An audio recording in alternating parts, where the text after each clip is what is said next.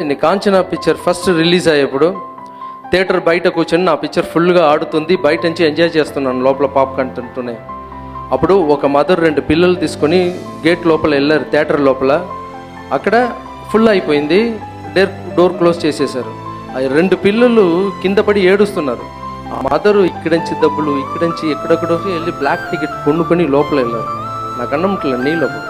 So మనకు డబ్బులు ఎక్కడి నుంచి వస్తుందంటే అక్కడ టికెట్, ఆ మదర్ టికెట్ కొని చూడండి, అక్కడి నుంచి నాకు డబ్బులు ఇక్కడ వస్తుంది నాకు. సో బేస్ ఎక్కడ ఉందంటే అక్కడ ఉంది.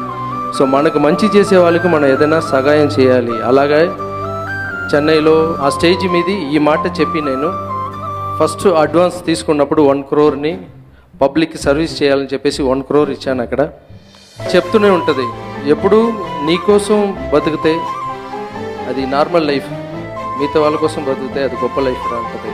మా అమ్మ లేదంటే నేను ఏమీ లేదు.